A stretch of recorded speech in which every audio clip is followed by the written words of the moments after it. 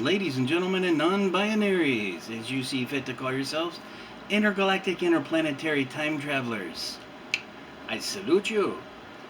I want to just do a couple of local politic pieces. This one here is Measure 1110. This was passed 2 years ago. Second one I'll do on a separate video. I should probably keep them separate. Is about the city council, the Portland City Charter, and the changes to city council, and some of the things. We just had some official pushback from Commissioner Mingus Maps, Commish Eminem, and so I want to get to that. But so this one right here, this is September 25th, 2022, 2:25 p.m.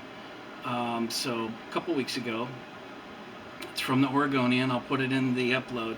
Oregon's drug decriminalization effort sends fewer than 1% of people to treatment. Now, keep in mind that the percentage of people that are battling addictions that relapse, the relapse is potentially very high. I mean, it's staggering how high. And unfortunately, with the souped up, weaponized fentanyl, this junk needs to be off the streets. We need to work together to get this junk off the streets, because it's being mixed into black markets and it's killing our children. I mean, it's killing everybody, but when it starts killing children that just think they're doing a Vicodin or an Oxycontin at a little, reservoir party, for example, and it whacks them. And these are real people. These are real teens. These are real families. These are real Oregonian stories, all across American stories. 200,000 people last year. 200,000 people last year died of overdose. In large part fentanyl, and in large part poisonings. Because they don't know what's in it. So here in Oregon, part of the genius minds that the attorneys that helped draft the Marijuana Control Commission, which we've legalized and taxed and regulated cannabis, they said everything had to be tested. You have to test it in a lab, which created this huge, booming, small business lab testing operations throughout the city and state. But it's helped weed out, no pun intended,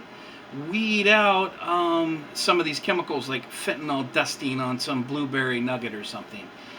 They also check for molds and all kinds of stuff. So that isn't going to happen with the black market and the street market. Who could propose, why would I propose that we start testing and distributing these levels of narcotics? Although in Portland, we have methadone clinics that we give people massive narcotics. So whatever opiates they were either on or using or jonesing for, they're getting another replacement, and they become strung out and addicted to the synthesized opiate. And so.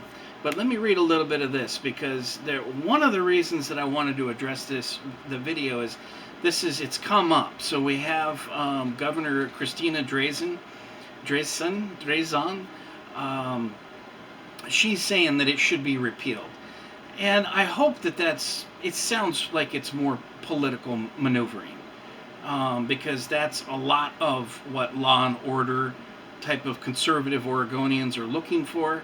They want to support the thin blue line, the police. They want to build bigger prisons. Every single prisoner costs $30,000, give or take, more in some states and some areas, every year. $30,000 plus. Goes all the way up to $50,000, $60,000 a year per prisoner. That's all the food, the housing, the man hours, people hours, women hours, guards, all of the administration is probably sucking up a lot of that budget, right? It's always administration, the costs of the administration. But so it's not necessarily pushback. I just want to clarify, because I've also seen these arguments out on social media.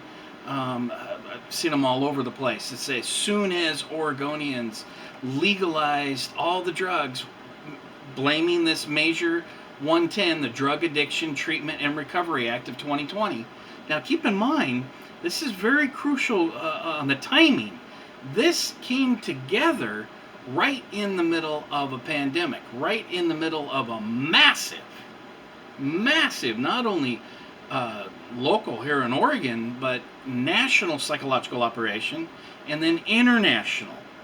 So that we passed a couple of things that happened. There was also a Metro bond measure that was taking a tax on the upper corporate big dogs that are making the big money, taking a slice of that to put it into housing, to put it into services like this.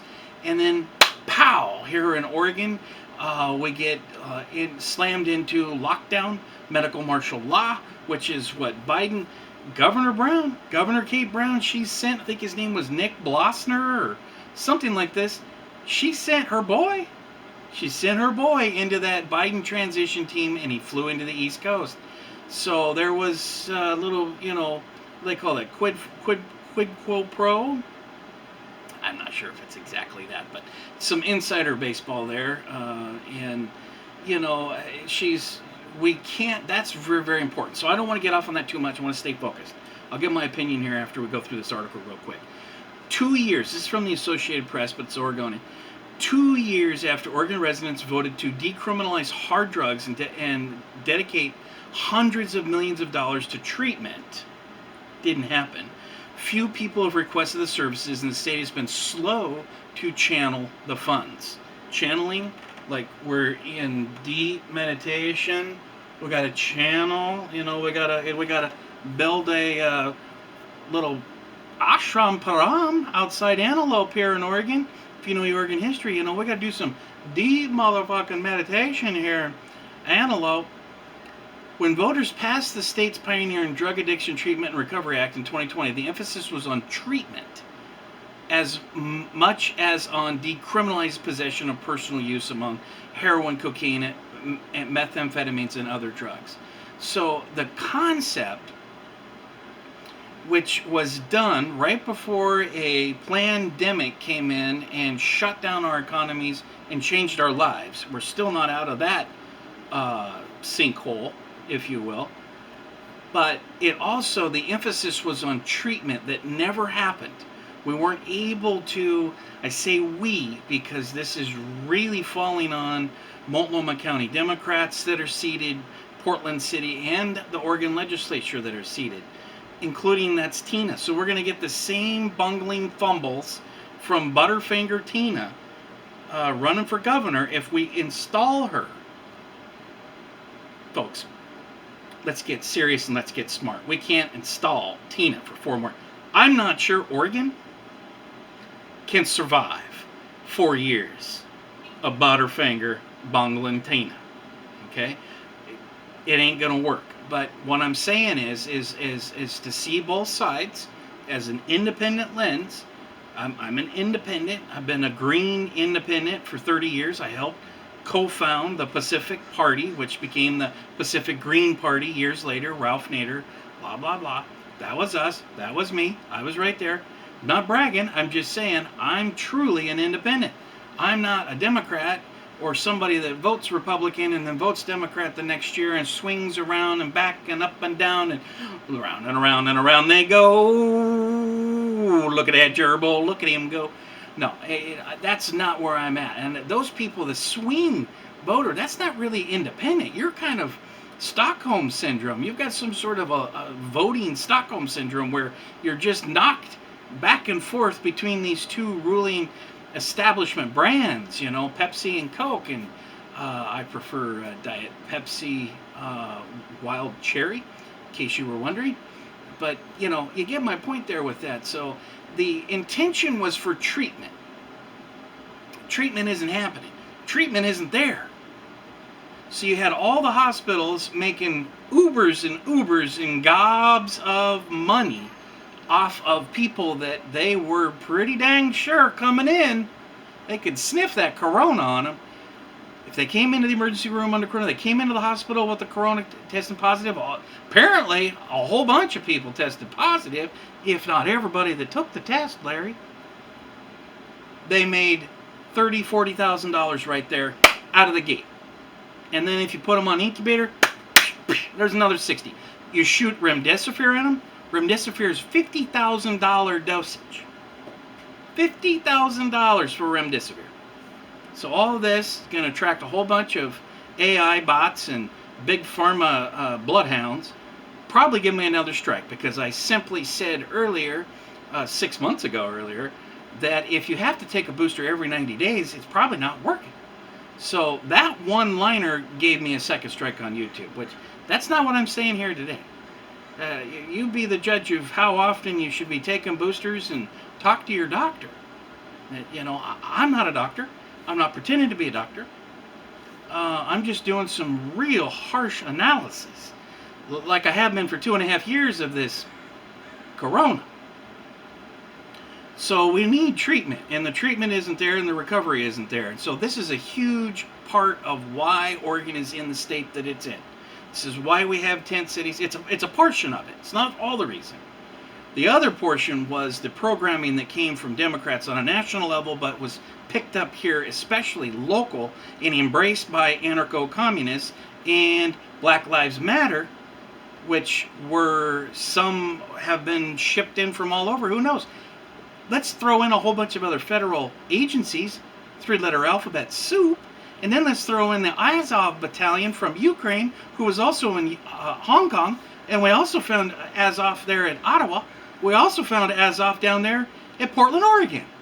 So these Azov battalion assets really get around. These are some global trotters. Isn't that funny?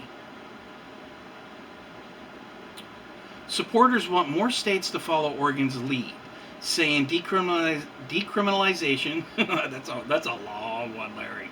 Decriminalizationism reduces the stigma. Nobody likes the stigma, right? Yeah, man, the stigma of being an addict, and keeps people who use drugs from going to jail and being saddled with criminal records. That is important, right?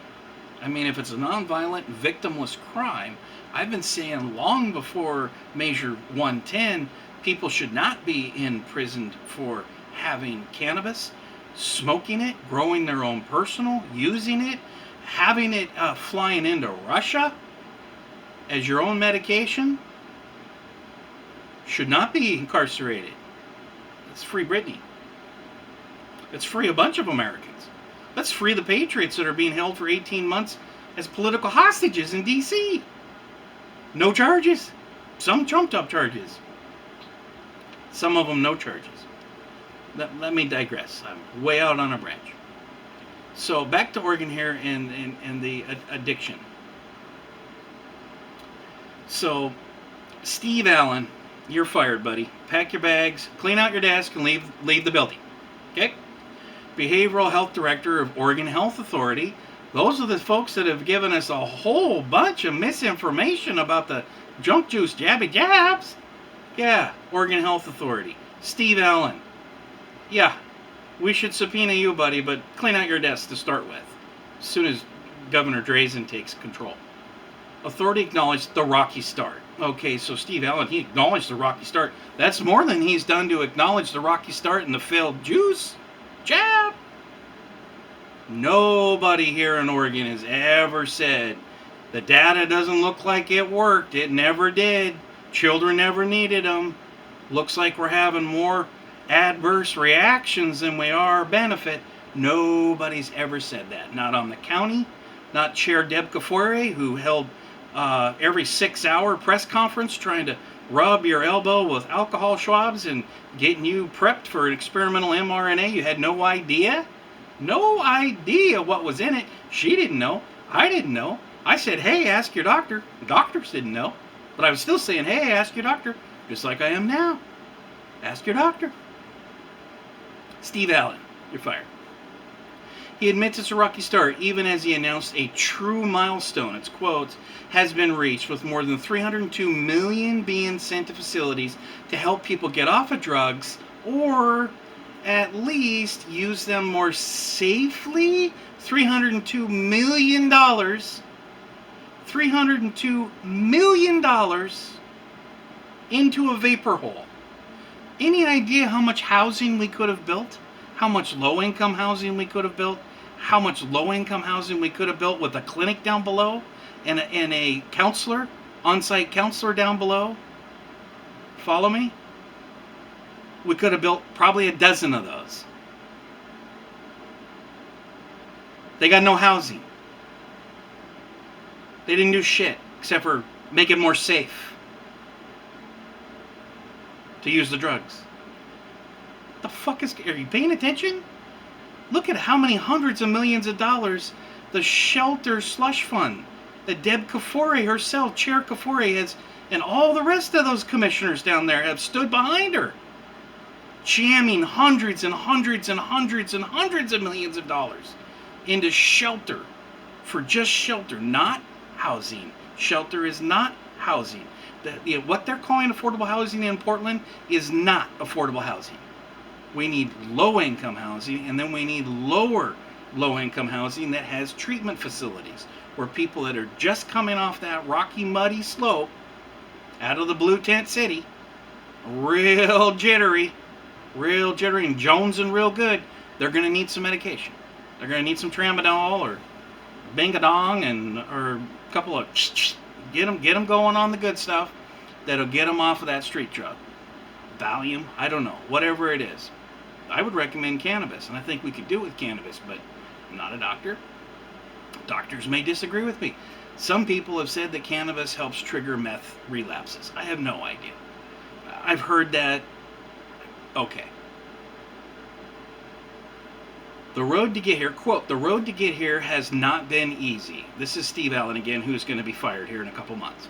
Oregon is the first state to try such a bold and transformative approach, Allen told a state Senate committee Wednesday. This is September 25th, Wednesday. One expert, though, told the lawmakers that the effort is doomed unless people with addictions are nudged into treatment. So that's something that I think that we need to take another look at. And there's always been so much said, and rightfully so, for the civil rights of grown adults with disabilities, with mental illness, with learning disabilities, behavioral disabilities, borderline personalities that come out of that are organic. Some of them are exasperated with drug use. It is such a complicated slurry. Keep in mind, I worked social services for several years downtown Portland. I saw a little bit over the years. I saw a little bit. If there is, quote, if there is no formal or informal pressure on addicted people to seek treatment and recovery and thereby stop using drugs, we should expect continued high rates of drug use, not good, addiction, and attendant harm, said Keith Humphreys, an addiction researcher and professor at Stanford University and former senior advisor to the White House Office of National Drug Control Policy. So that's a true statement, wherever he came from. Sounds like he was a bureaucrat at one point. Of 16,000 people who have accessed services in the first year of decriminalization, only 0.85% entered treatment. The health authority said a total of 60% received harm reduction, like syringe exchanges and overdose medications. An additional 15% got help with housing needs. 15%, 1-5, not 50. 15% got help with housing needs, and 12 obtained peer support. So you don't have to be a doctor to read the data. You don't have to be a doctor to read peer review.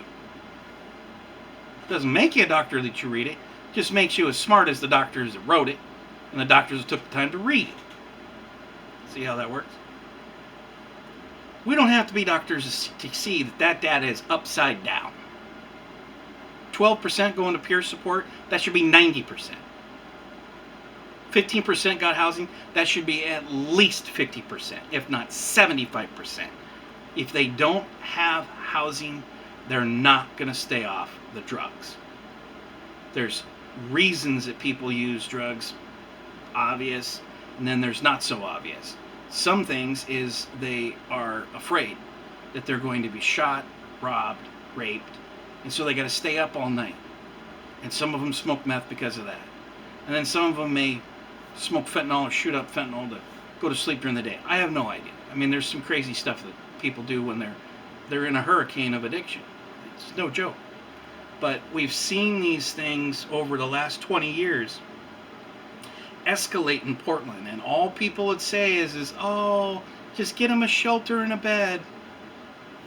That's all they need. They don't need any services. They don't need anything. No, we can't build any low-income housing, because we're building hundreds of thousands of units that are still empty today.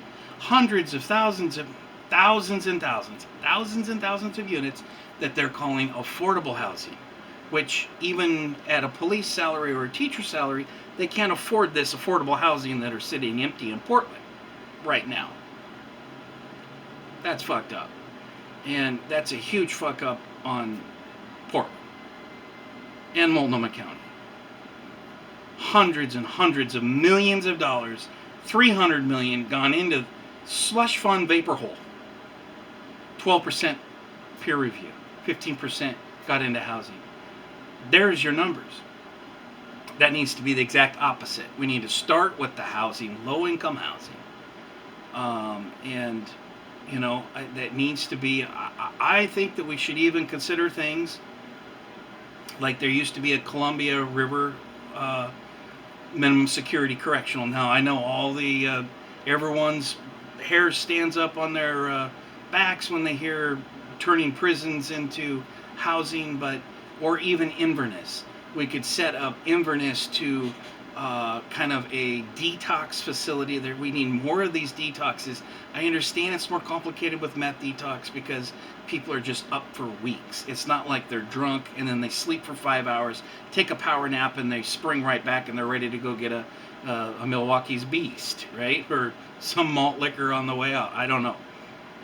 It's not like that with it. I understand that. But to get people screened into who needs what, who's admitting and asking for help, who admits that they've been in trouble, and they need some help.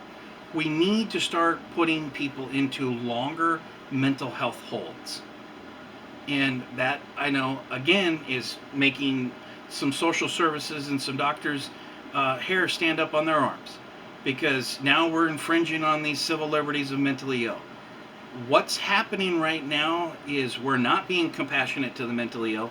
They're not getting the services. They're being savaged by drug cartels. Any of them that are young are immediately or repeatedly tried to get into human trafficking, prostitution, the drugs. The whole cycle is vicious.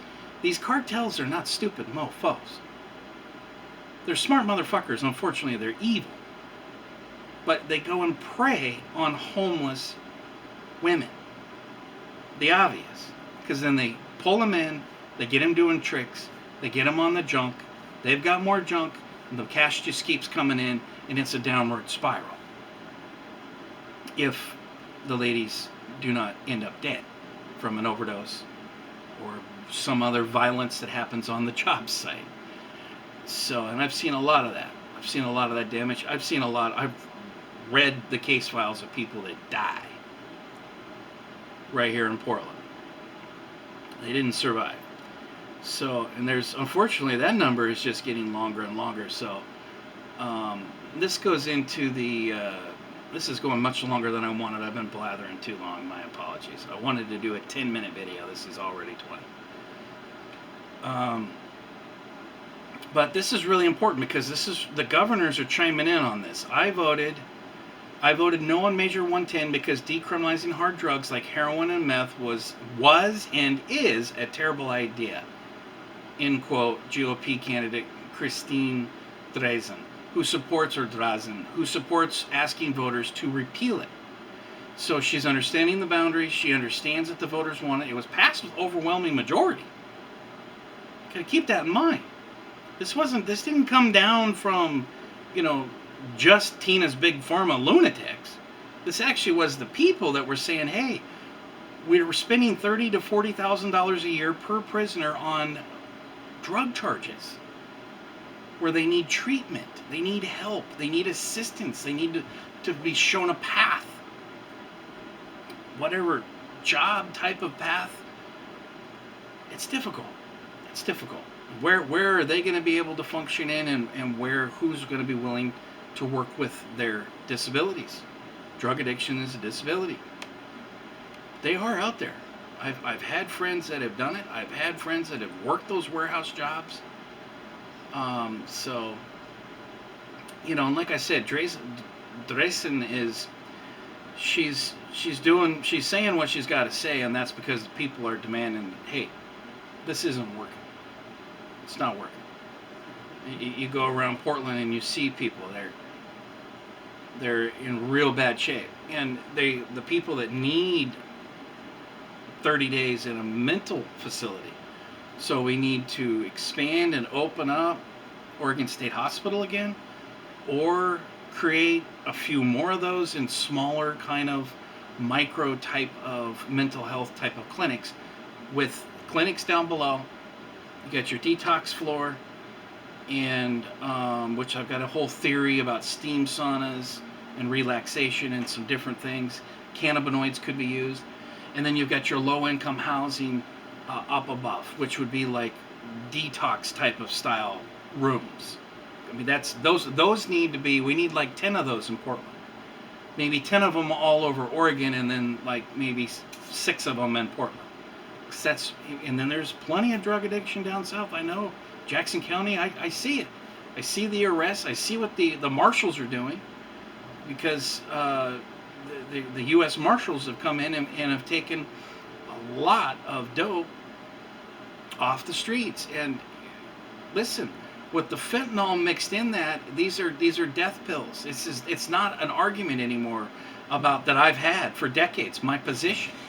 People have a right to use whatever they want. It should be legal, and we can get them help, hopefully. But where we're at now with this corona hysteria and lockdown, economic depression, and where we're going from this Green Deal genocide, which is what it's going to be. We're talking about tens of millions of Europeans are going to die without heat, without food, this winter, and next winter will be even worse. Winter of 2023 will probably be double whatever we survive, whatever the world survives, from Democrat policies, from globalist policies. It all could have been avoided. It's not like, these guys at the top are all victims here. This is intentional. This is intentional. Somebody blew up pipelines. That was intentional. Cutting off the flow, LNG and the diesel and everything else that are coming from Russia, all of those sanctions, that in itself set it up. I could see it coming down 4 months ago, 5 months ago. As soon as I heard they were doing that, I knew what was coming. And now it just continues to get worse. So the shipping, the fuel for shipping, the truckers need cheaper diesel to make it worth their time to even drive our supplies. People have no idea how bad it's going to get, and it feels intentional. I don't think this was intentional, to have our streets littered with drug addicts flipping out, smashing people with axes and hammers, and complete lunacy, breaking into families' homes and sleeping in their children's beds, whacked out, high. One lady, at least twice, maybe more, just walking into people's homes. Why is she in the children's bed? Why does she immediately go to the children's rooms and goes to their bed?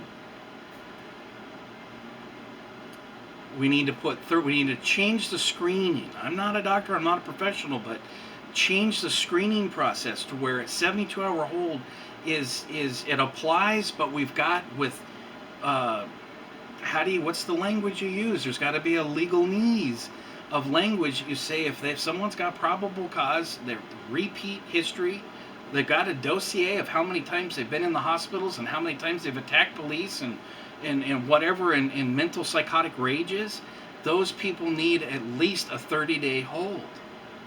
And we need to develop lower income where we can have on-site care or get the care quickly to people that are in the 100-unit housing, little micro housing. That's what I've been babbling about here. So anyway, I just kind of wanted to touch on, I don't know why I'm frowning.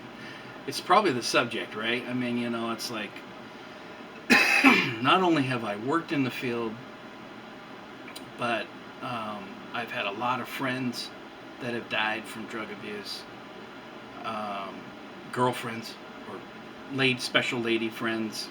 It's like we weren't like married or whatever, but or even it's very difficult to explain special lady friends. Um, but I've had a number of them that I've known die. I've had a couple of bartender girlfriends that dead in their 30s, early 40 at the latest. Talking about 30s here, late 30s. I don't know, early 40. You know how women are. They're always like 10 years younger than they really are, and I never ask, right? Anyway, so I'm going to cut it off. I took rambling too long. It's Measure 110. Keep that in mind, to kind of recap and conclude there. Keep that in mind when you're discussing this Measure 110 that the people passed. The people passed it by a majority in Oregon because they didn't want to send nonviolent victimless crimes to prison, where we have to spend $30,000 to $40,000 to feed them and do their laundry and clean their cells and make sure that they're not stabbing people in the ribs with sporks or whatever. That's my take on it. That's my independent lens, my life experiences, friends and family, being a residential advocate, crisis counselor. I had some of that 20 years ago. I stepped into those roles. And it's a tough business, I'll tell you, man. Social services just grinds people up. And right now, I'm telling you, if you know anybody in social services, you should thank them. You should say thank you for doing social services in Portland, because right now, after the pandemic and with all of the narcotics, that's the other huge factor here that should be obvious, but it's being overlooked. The border is open, so not only do we have that human trafficking, child trafficking that's happening, that's no joke, folks, that's happening. That is happening in real time. 2 million people from 150 countries, totally unvetted, unsupervised, coming through with being abused by smugglers and drug addicts, drug traffickers, and alike. We're seeing the drug seizures along the I-5 corridor and what it becomes into California. I-5 is what we call runs north and south through Oregon. Up into Seattle. Seattle's had heroin problems ever since Kurt Cobain was singing Lake of Fire in Nirvana, right? The great golden years of tons of opium up there. So we're seeing something, to me, it looks comparable to the crack epidemic of the 80s. And just like Gary Webb exposed, just like the crack epidemic of the 80s and 90s for that matter, we know that the governments were involved in the actual supply chain. The rat lines were proven. Not only that, with Oliver North, we were sending guns in exchange for getting the drugs. I wouldn't be surprised. They did Fast and Furious with Obama. This is Obama's third term. You better believe it's Obama's third term. Susan Rice right in there, real good friends, BFFs with Obama. Would not be surprised if Fast and Furious 3.0 is in full force. We won't know 6 months or a year, if not even longer. Who knows? Or not. Maybe it'll be exposed, but it's obvious to me. You don't need to be, a psychic gypsy palm reader to know that's what's going on, and it's obvious. And so that's flooded, and it's killing our teens here in Oregon, and that's Democrat policy. That's Democrats' decisions. All of that we can stop. Step one is taking control of City Council of Portland, taking control. We cannot take control of Multnomah County Commissioners at this point because it is completely out of control and completely monopolized by man-hating sexists. Well, maybe not man-hating sexists, but maybe. But then we can also start by taking over the governor's mansion. And I rarely vote for Republicans. I never vote for Well, sometimes I'm forced into, if it's not a nonpartisan seat, but I know that they're a Democrat. I mean, it's obvious that here in Oregon, you can assume some things. That really needs to be important about some changes happening in Portland. Is we got to be independent and embrace that. We can't have this partisan politics where people are trying to install anarcho-communists and anarcho-socialists or whatever the fuck you guys want to call each other, or we call you. It's, Antifa is just like, it's so elementary and stupid, but I understand why people use it. Use the word. But the anarcho-comms and all of that, if that is what's going to happen with these changes on the city charter, if that's what your guys' goal is, then you're going to screw Portland, and it'll blow back real hard. Just like everything you did in 2020 is now blowing back. You're going to lose your commissioner who was standing on the steps, who was calling it a great revolution. She's going to probably lose her seat because of that. So, and now your Democrats are going to lose the governor. I think they're going to lose the governor's mansion in large part because what they've embraced in violence. Violence. It is nothing short of a violent Marxist communist coup. And you don't have to be a Marxist communist coup. You can be a Democrat neoliberal and still use these tools, these fools in the street like tools, in their anarcho-Marxist ways, because you benefit. You get to bring in the police state. You get to weaponize the DOJ, weaponize FISA, weaponize the FBI, weaponize every single aspect of all the criminal courts, and come after your political adversaries. That's why I'll never vote for a Democrat. And that right there, America, is why we gotta vote for anybody other than the Democrat establishment. Okay? Measure 110, it's not all that bad. We just need to build the treatment in low income. Give it another shot. Okay? That's my take.